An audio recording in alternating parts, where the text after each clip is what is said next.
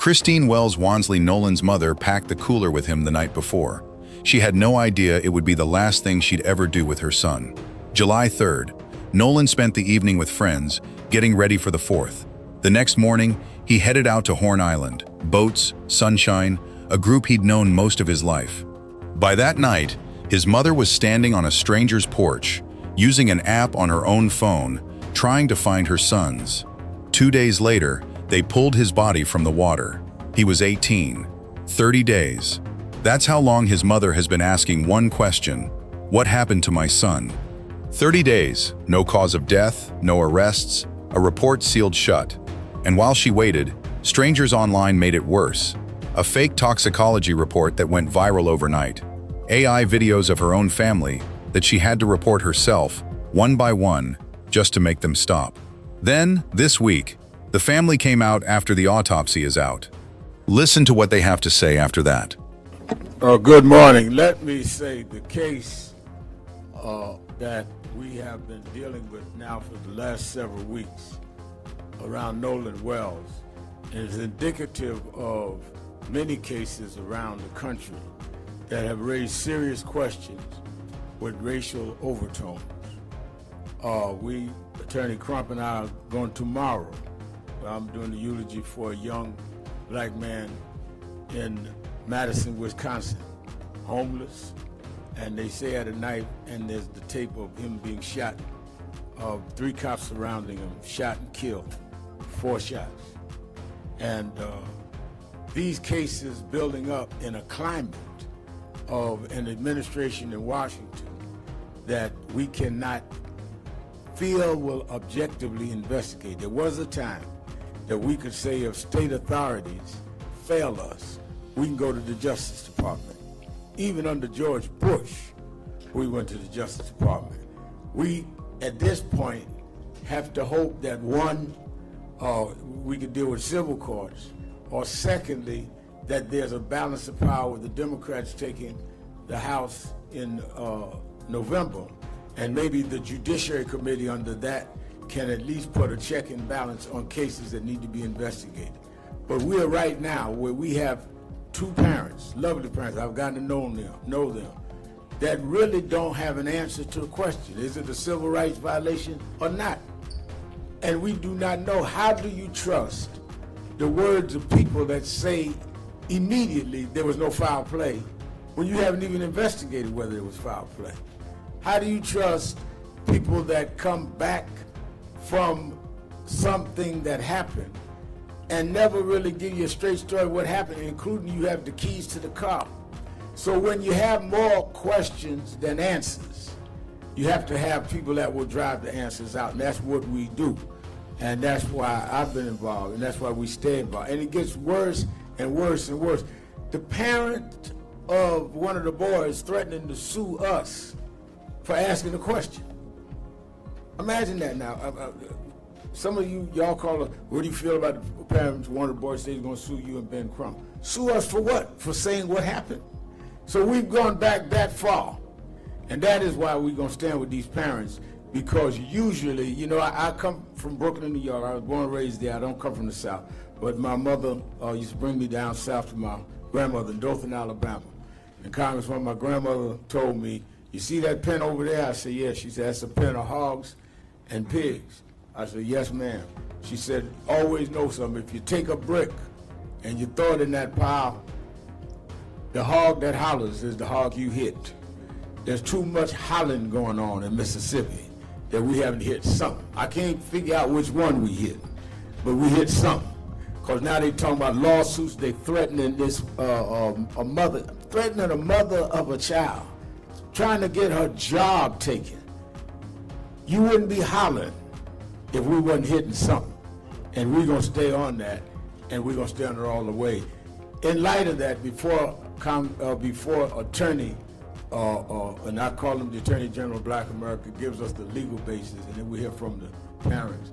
Congresswoman who lived herself through dealing with the whole tragedy of her own son. That's how we met, on a plane. She was a flight attendant at the time. And she stopped me on the plane and said, Grandma, why ain't you dealing with my son's case? and we started a relationship. She ended up being elected right here in Georgia and re-elected. They redrew her lines, and she was re-elected anyhow. The lines couldn't reduce the favor of the people. Congresswoman Lucy McBath. Good afternoon, everyone. First, I want to say thank you to Reverend Al Sharpton, and also thank you to Attorney Crump for being the armor bearers for this family, the Nolan's family. It's a really, really sad occasion that we're here again. I was just saying to my staff on the way in, it's like this brings back so many vivid memories for me and my own family, having lost Jordan to unnecessary gun violence in November 2012, Black Friday, simply because he was black and playing loud music in his car. And so here we are again today, here for the loss of another black young man in our community. And we find ourselves asking the same questions. How did it happen? Why did it happen? This family stands here demanding answers. This family deserves answers. I myself sought the same justice for my son Jordan that they're seeking for theirs, and they deserve answers, and they deserve justice. Justice that should not be denied this family, or should ever be denied to any of our children or our lost loved ones.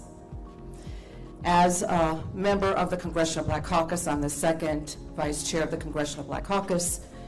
We are demanding a full federal investigation. Kash Patel, we're demanding a full federal investigation as to what has actually happened to Nolan Wells.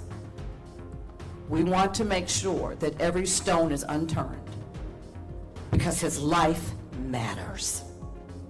All of our children's and our families' lives matter. And we must fight back.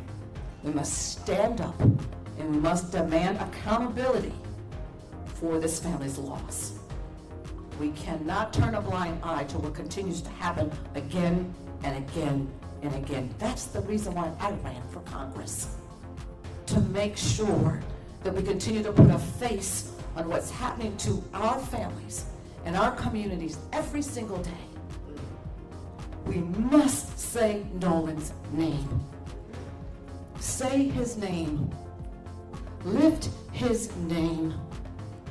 And as the national black journalist of this country, you have the ability to be able to lift this story and not let it die. We see over and over again these kinds of tragedies in our communities that continue to happen. And they make it to CNN. They make it to MSN Now. They make it to our local news for maybe 30 days, if that. And then the stories are gone. And the carnage is left with the families and the communities that have lost someone that they love. So I thank the National Black Journalists. Thank you for lifting this family's story. Do not let it die. Continue to say his name. Continue to tell his story, because they deserve justice, and it matters. It mattered for me. It mattered for Trayvon. It mattered for Eric Brown. It matters for all of our loved ones that we have lost. As Attorney Crump comes, let me say, as Congresswoman McBath has said, the caucus has asked the federal government to look into it. For those of us that are worried about the politicalization of the present administration, that is why January becomes important, that we have a judiciary committee that can also monitor when investigation happens now or does not happen. So it won't end there. They may come out with any announcement they want in the next month or so. We having a big march August 28th in Washington we must deal with voting rights, so we have the right people in, so we can check and balance. I want to say to people in Mississippi, whatever investigation you come with, once we have a fair and balanced government, your investigation will be investigated. It will not end with what they say in Mississippi. Attorney General of Black America, Benjamin Crump. Thank you so much, Mentor. Reverend Allen, thank you for helping not only lead the effort to get to the truth, but keeping this family in your prayers as you have done so many more families, giving them support. I'm Attorney Ben Crump, along with Attorney Eric Hertz, Attorney Lisa Park, Attorney Amaya Smith. We have the honor of representing the family of Nolan Wells. Obviously, you all have come to know his parents, Christine and Elmore Wonsley. And this is hard. I heard Congresswoman Macbeth, who lost her son Jordan almost 12 years ago, and it's still raw and emotional when you hear her talk about the loss of a child. I mean, he's not coming back, and that is the story. Everything else is just, hyperbole, is distraction. The story is what happened to Nolan Wells. Somebody knows something. Somebody saw something. I'm thankful to Reverend Al Sharpton and Mr. Tyler Perry and Terrell Owens and Byron Allen putting up these rewards. I understand others have now put up rewards, and that's good because that means we all have the same objective. We want the truth about what happened to Nolan Wells, and it is urgent. It is urgent because each day that goes by, you worry, will we ever get to the truth? And so that's why we want to thank CBC for calling on the federal authorities and anybody else who has resources to help this family get to the truth of what happened to their son. I know I was talking to Christian Clark, and she said, no, let's make sure that all taxpayers' money that goes to support federal resources apply to our children too. I mean, let's say that nobody should say, oh, it doesn't matter that much because it's a black child. No, it matters. All of our children matter. And so we are going to continue every day to say his name, Attorney Hertz, Attorney Park, Attorney Smith, trying to work with the local district attorney to give them what they need to do a thorough, fair, full, impartial investigation. That's what we're asking for. Everything else is just a distraction because Nolan's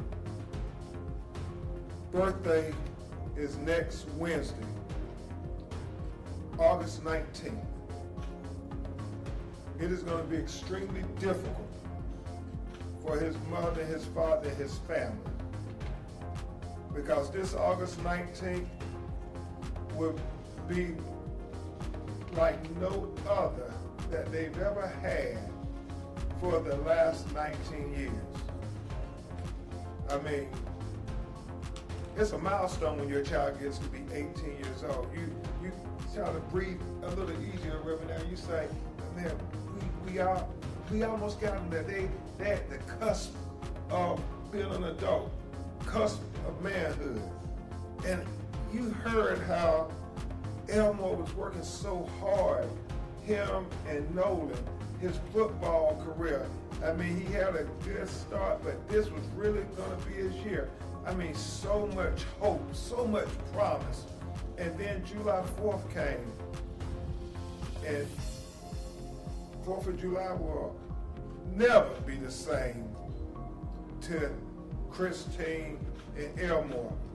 And on the 19th, next Wednesday, his family, we're all asking for prayer for Nolan. I know there's going to be a prayer visual in Ocean Springs. I know Reverend Al is going to work to make sure we're all praying all across the nation. But y'all, let's pray. Can we pray together in unity to say, let's get to the truth of what happened to Nolan Wells? Can we do that, America? can we at least come together in unity on his birthday? Everybody who claimed to ever be a friend of his, can we come together in unity and pray for the truth and try to have love in our hearts for this family, for this broken-hearted mother and father, his sisters and brothers? Can we try to give them grace and give them love and pray for their humanity, for their son who was lost on 4th of July and is never coming back? Is that so much to ask? Let's have a national day of prayer on August 19th, next Wednesday, for Nolan Wells. And at this time, we'll hear from his mother and father, then Eric, and as we're trying to answer your questions. Hello, everyone. Thank you all for having us, for platforming our son's story. As many of you know, his 19th birthday is next Wednesday. And it's, as the days gets closer, and it's definitely getting harder, that realization is really sinking in. That we don't have our son physically here anymore. And I think a lot of people have forgotten. Only thing we want to know is what happened. That's all we want to know, is what happened to our son. Because many parents out there, you still have your children. You still can hug them. You still can call them. You still can celebrate their life with them. And we do not have that anymore. Our lives have forever changed. This new normal is something I would never wish on anyone, not even my worst enemy. The hurt that we feel daily, the conversations that we have to have, not just with each other, but also with our other children as they are grieving as well. So we ask that everyone, please, next Wednesday, join us in prayer. As for us as a family, but also too for everyone out there, but especially for Nolan and the process that we're going through. And again, we thank you so much.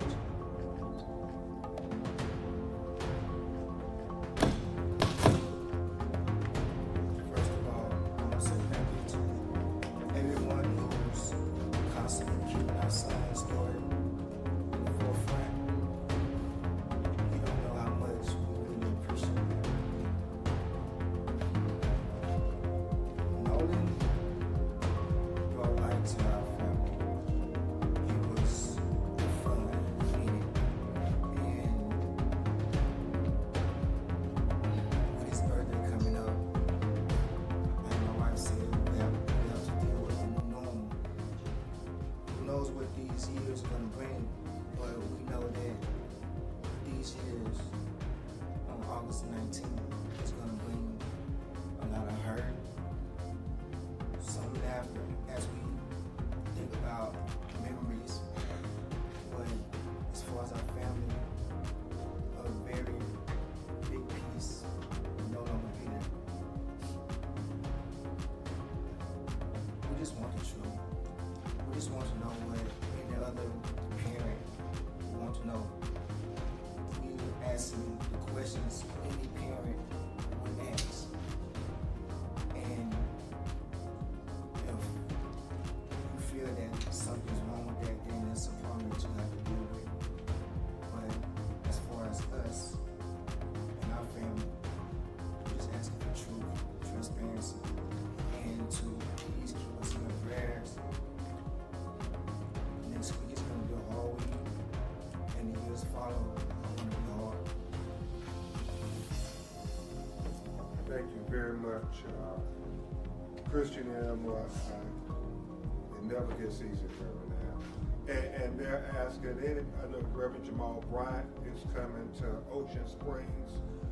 Anybody who can come to Ocean Springs to be at the prayer visual with them on a Wednesday evening at 7 p.m. Please come. And if you can't come, please have prayer visuals in your city and your communities. We need to find out what happened. Attorney Hurts, Attorney Marcus, and Reverend Allen, as we try to answer your questions. The family, obviously, the motion, they'll try to answer questions if they can. Any questions? Yeah, Hello, my name is Logan John. yeah, give us where you're calling, where you. NABJ News. Okay. What do you believe accountability and justice for Nolan Wells should be? It's very simple. As we always say, if it was your child, what will accountability and justice look like? Well, that's the same thing they want for their child. Whatever it would be for your child, that's the same thing they want. Whatever investigation you would do for your child, that's the same investigation they want. We're not asking for anything special. We just want equal justice for our children too. And I think that we must be very much emphasizing is they have said, again here with the press conferences and statements they've made throughout, when they started at our headquarters in Harlem speaking to the press, they're not trying to come to a conclusion. The other side did, saying that there was no foul play. They're trying to tell us what happened. And we're going to stand with them on that, and as well as other cases around the country. Yes, sir. There's been a lot of misinformation and rumors spreading on social media. Is there anything that you guys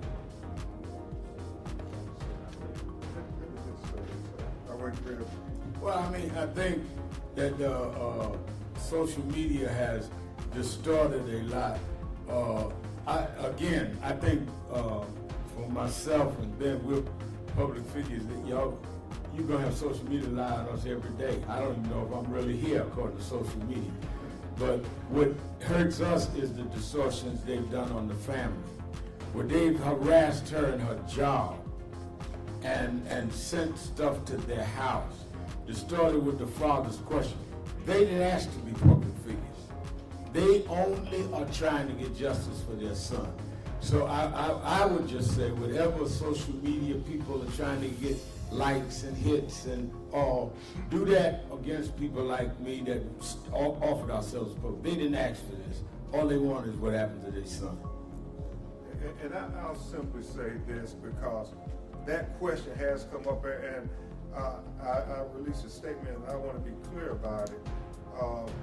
We defend the First Amendment rights of content creators reporting on Nolan Wells' case. We stand with content creators, independent journalists, and citizens who are responsibly reporting on the Nolan Wells case and asking legitimate questions in pursuit of truth and accountability.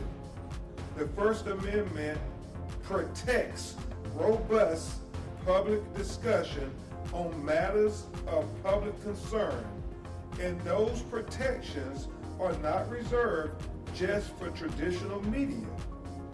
We are deeply concerned when cease and desist letters, threatened lawsuits, or other legal pressure become tools to intimidate or silence lawful scrutiny.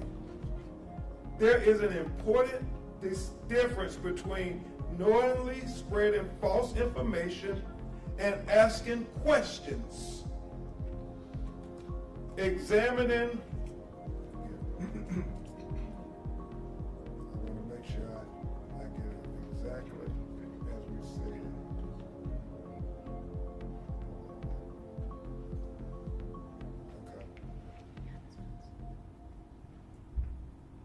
it. Okay. There's an important difference between knowingly spreading false information and asking questions, examining evidence, identifying inconsistencies, expressing opinions, and demanding transparency. Reporting should not be silent. Reporting should not be silenced, and legitimate questions should not be met with intimidation. Those seeking truth and accountability in the Nolan Wells case have every right to continue asking questions and demanding answers, because we are America and we have a right to the First Amendment. That includes black people and all people. Hi, Ms. Clay Murray, Philadelphia Hall Monitor. My question is for Council, for Congresswoman McDad. Has the formal request for the FBI from the Congressional Black Caucus been delivered to the FBI, and what deadline have you given them for a response? We've actually we've actually written a letter, a formal letter, and it's already been executed. We've already sent it forth. We are giving them time to respond. We did not give them a specific deadline, but we did say that we are expecting to have an answer as soon as we possibly can. Attorney Crump, Brian Young from CNN. Thank you to the family again for staying here and talking to us. There's been a lot about the meeting that you were supposed to have with the DA's office and the cooperation that they were supposed to be giving. Can you update us and tell us whether or not your family has had any contact with the DA's office? Are they talking with you and the investigators? Put their arms around you at all? Attorney Eric Hurst, Attorney Parker. I'm Eric Hurst, law firm here at J. Hurst PC, and I am heading the independent investigation in this case. I think the first thing, before I get into the exact question, is what's worse than losing a child? Probably nothing. What makes it horrible is not knowing, and transparency is the key. So with us going into this case as doing an independent investigation, we first thank all the people on stage, all the people that have helped, and we thank you, the media. We have had much communication with the district attorney, and I feel that is confidential.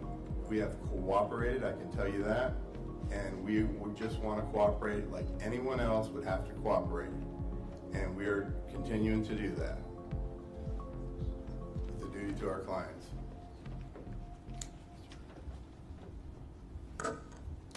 So just to address that specifically, you may already realize and already know there was a meeting on July 15th in Mississippi with the DA's office.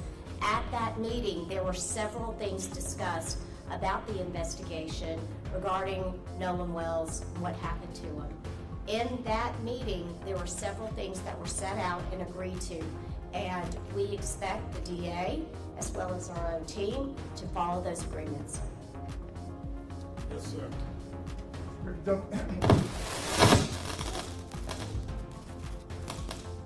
Greg Dunmore from Coast State Media out of Detroit, Station 220. He was real when good men and women remain silent when the facts come out, and they will come out.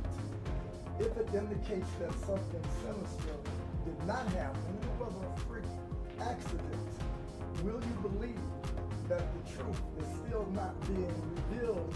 Because if the truth is not going to indicate on some level that something sinister was done, will you not believe it to be something else if the truth is that it was not? If the truth comes out, yes, and it's clear, then we will accept the truth. That's all we're asking.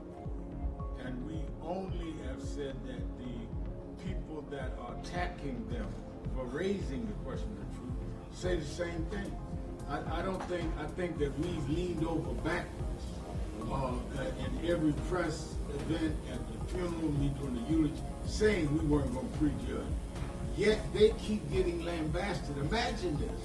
You're losing your child and you're being attacked for asking what happened. I mean, they're not political figures. Why are they under attack for asking for the truth? So it's not about us accepting, it's about whether or not those involved can accept. Yeah. Yes, Nolan was Black Wall Street Times.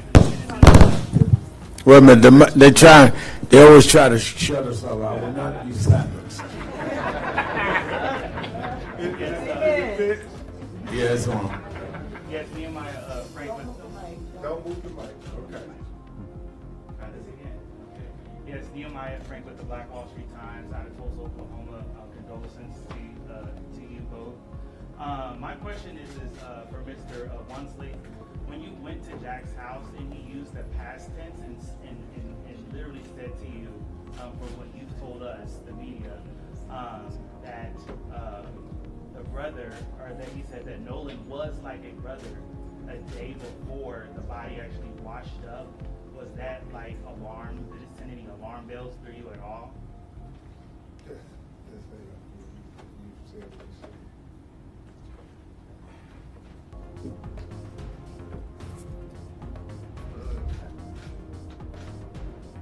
Put yourself in a father's shoes and just found out that your child is missing. The only thing you want to know is where he is. Trying to go back and think about specific words at that moment, I wasn't thinking about that. Now, my mind and my focus was finding my whereabouts of my son. Hey, Tom Jones, reporter for WSB-TV here in Atlanta. I keep hearing about this young lady that Nolan left with. Has anybody managed to find her or talk to her? I think that what we're trying to carefully do is not impugn the investigation. So a lot of what may and may not have happened in terms of the dialogue with the lawyers and the family would not be prudent to testify on WSB Atlanta. Hi, my name is Jahara Wilson with Glavity. You're calling on the Department of Justice to open an independent federal review of Nolan's death. What do you believe federal investigators could uncover that local and state authorities? Let me clarify also, Congresswoman, want to get some clarity. Also, I do want to clarify that we've given them 7 days to respond. It was 7 days. So I'm sorry about that. Your question was, what do we hope to get from them, the federal investigation? What anybody will hope. We are taxpayers too. It's the federal resources that can offer resources to help investigate the matter thoroughly. And so Nolan was not only Christine and Elmore's child, but when you think about it in a philosophical way, he was all of our children.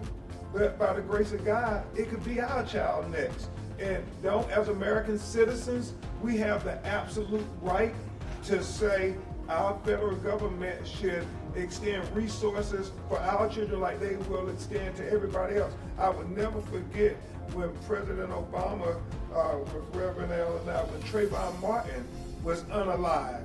And he said that it's important that we extend all of the resources of the federal government to help this family get to answers of the truth. And that's all you would want if it was your child. That's all they want if their child. Every resource available. Help us get to the truth. And let me say that and answer that. It's important that you understand that when we raise these issues, that's all what we wanted. We raised the issue, I was out front, Ben was the attorney with Trayvon Martin, and we finally got George Zimmerman in court. When the jury said not guilty, we said we disagreed, but we didn't go and attack his parents. We didn't go and chase him down. We accepted that. When we had the killing in Missouri with Michael Brown, and President Obama was president, we asked for the federal government to come in there. Eric Holder and them investigated the case and said there was no federal case that they could bring. We accepted that.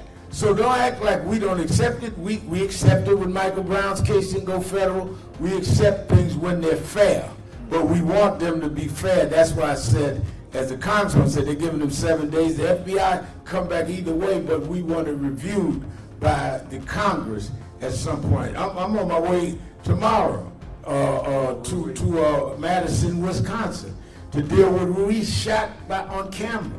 While I'm there's a company trying to get a contract that is in business with ICE. I'm going to talk about that tomorrow. We look at it from a civil rights point of view. They're dealing with it from their son. This is flesh and blood. Yes, ma'am. Susanna Capilouto with NPR. Has the DA said anything to your attorneys regarding the joint investigation of this case? I'm sorry. Can you repeat that, please? I'm sorry. Has the DA said anything, any guidance on a joint investigation of this case? We are in constant communication, and just like anything, like to address the gentleman sitting next to you. What was your name again? Oh, great. Okay. You get 2 shots, yeah. Okay. Just to address Greg's question. You know, the truth has to be proven and shown with the methodology, the way they came about. Someone just can't come out and say, hey, you know, I have a Ferrari, and then you believe they have a Ferrari. I don't have a Ferrari. The truth has to be shown. You got to bring them to your garage, show them the title. That's the truth. And yes, we will accept the truth. So the same way with what the young lady sitting next to you is saying, which is we have procedures that the courts require that we as lawyers ethically have to follow in order to turn over evidence. There's chains of custody. There's protected private information. And we are willing, in fact today, I'm not doing anything the rest of the day, to meet with the FBI and our person, our expert, to go over that phone. And we've made that clear. So we're ready to do that at any moment. These just want to say one last point on that. I'm going to back up a little bit. So just to clarify, what the agreement was that the DA's office, this is the Jackson County DA's office, as well as our forensic team, and possibly the FBI, were going to together download and examine the phone. So it's done one time with everybody together, right? This is very common in the law. I mean, what you all may be more used to is when there's a terrible car accident, and then there's an examination of that car, and everybody comes together one time. They don't move that car around, and everybody does their own thing. This is what is supposed to happen. We are waiting for the DA to determine the time, the place, the date. Let us know, and we are going to be there with our forensics team and anybody else, but it's done one time, one examination. We're ready for it to happen. Julie Walker, Associated Press.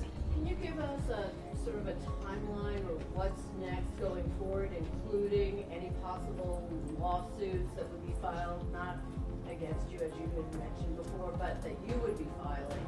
And then the completion of the independent autopsy and how that's moving along, and anything else that would be moving forward. And I know you had mentioned you wanted that national day.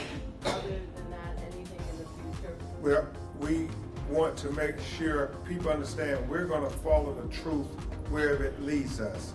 There's been a lot made about we want to come and bring some lawsuits. When Christine and Elmore called me, we weren't thinking about bringing a lawsuit. We were thinking about just helping them get to the truth. That is a vehicle that we can use to get to the truth if the facts tell us that. We send out preservation letters, and everybody said, oh, they're going to sue them. No, we send out preservation letters to preserve the evidence. And in those standard letters, you say litigation is reasonably anticipated to say, don't get rid of the evidence. We're on record that we want the truth, the whole truth, and nothing but the truth. And that's what's going to lead us in what we do. It's about the evidence, nothing else. And this family has always said from day one, even when I called Reverend Allen and we talked to him, they have been consistent. We want to know what happened to our child. Everything else is just, it's just clickbait and everything. It's about what happened to our child. Black press, NABJ, we need you now more than ever to keep everybody focused. What happened to this 18-year-old black teenager in Mississippi? Because there have been questions when you look at the history of the Deep South where young black people are unalive and nobody ever gets any answers. Well, we want Nolan Wells not to be like many others that came before him. And that is why, as I said earlier, August 28th, the anniversary of Dr. King's March, Martin III and I called, we were doing a huge march in Washington, Lincoln Memorial. This will be highlighted in other cases because these things keep happening, and to protect the right to vote. So we intend to stay out on the battlefield as long as necessary. Yes. And I'd ask about the independent audit. We understand that Dr. Roger Mitchell is made himself available at any point that the district attorney's office and the medical examiner will allow him to come. He's ready, willing, and able to go do it. Reverend Banks with NABJ News. You mentioned just now that multiple cases have happened like this that are similar. What do you think about this case in particular being called race politics? About this case in particular, what? Being considered race politics. I think that the race politics of this case has been the reaction. I think that we're not predetermining that the case was racial. We're determining that the answer, the investigation, has been racially divided, and that's what made it racial. Yeah, I'll take two more. This is a press conference, not a revival. We're not going to be here all afternoon. Yes, sir. And also, to be a loud voice, in particular, piggyback on what President Trump said, is it the fact that it's happening in Mississippi why it seems to be so difficult to get answers to us in the show like that today? Did you say Trump or rather than Crump? I'm just trying to. Yeah, we're praying for you at the prayer meeting.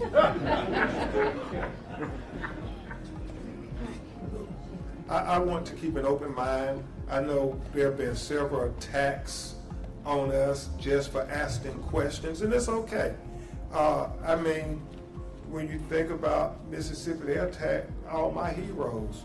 The governor's predecessors, they attacked, Ida B. Wells, Medgar Evers, my personal hero, Thurgood Marshall, Dr. Martin Luther King, for saying that we're going to stand up for black life and black humanity and the right to black people to have the Constitution applied to them as American citizens. So I'm unapologetic in my defense of black life, black liberty, and black humanity. God has a calling on all our lives, and when you figure out what that calling is, you don't second guess it. You say, God, I know why I put on this earth, to be there to stand up for our people in times when they have nobody else to stand up for them. And so whether it's Mississippi or anywhere else in the deep South, or as Malcolm X said, I heard they discriminate against black people in the South. He said, I guess my definition of the South would be anything beneath the Canadian border, because last time I checked, they discriminate against black people all across America. And so what we're saying is we are open-minded. We want to trust them, but we can't be naive. We have to verify everything, as Attorney Hurt said. Whatever conclusions you come to, we want the methodology. Whatever investigation you're doing, we want to know that it's the same investigation that you would do with your child, not treat Nolan any differently. That's what we're trying to do. That's all we're asking. All right, we're going to take one more, and then we have to take family out. Jesse Jackson Jr., who has his own radio show. I represent KDLA today. Let me ask you a question, Reverend Sharp and Reverend Crump, even Congressman. Nolan Wells' body was found on federal territory, Horn Island, run by the National Park Service. Are you aware of any death investigation opened up by the National Park Service into his death on federal land? First question, actually two parts. There have been 7 arrests made for the swimming pool, also run by the National Park Service. Why the disparity between arrests over the reflecting pool in front of the Lincoln Memorial and 0 arrests, subpoenas regarding the National Park Service in the case of Nolan? The answer, and I have the lawyer's answer, is that is why we raised it thanks to the CBC and Congresswoman, to a federal level, because the federal government has to answer those questions of involvement, because Horn Island is federal property. And while they can have a grand jury indict around the reflection pool, then announce they're pulling back the charges, now have with a new special grand jury. They done went to a pool twice and haven't come to Horn Island one time, and it was federal property. So I think that the contradiction there is why we keep raising the questions. And also, too, as a matter of record, you know, being in Congress, there is federal oversight. And I sit on Judiciary Committee in Congress. We also have the Senate Judiciary Committee. And oftentimes there are a lot of these kinds of investigations that come before us because we have the authority for oversight. So since this is considered, at this point, would be considered something of national federal interest, that is the reason why we're asking for the accountability to make sure that this is not just swept under the rug. And I'll say in conclusion, thank you to the media. Now more than ever, the fourth branch of government, we need you. NABJ, we need you now more than ever. We're talking about Nolan Wells, but remember, there were two other 18-year-old black teenagers who were unalived in highly questionable situations. Tyler Smith and David Urban. And we need to be talking about these children. We got, you know, the young lady, Alyssa Hackett, who was, I mean, brutalized by a state trooper and who cursed her. I mean, she's a tiny black teenager. And, you know, Reverend Allen, that's what we're looking at the video, as a girl dad, I mean, if a police officer can't have an interaction with a black teenage girl without body slamming her, cursing her, and punching her in the face, what does that say about where we're at in America in 2026? This is about covering those stories, even when people who may run your news outlets don't want you to cover the stories. We need you to give us a voice in the tradition of Ida B. Wells. We can't have the police just writing the narratives and the reports. We need you all writing those narrative reports. And you got to challenge your white counterparts and say it. Ida B. Wells said famously, Reverend Al, the killers write the police reports. No,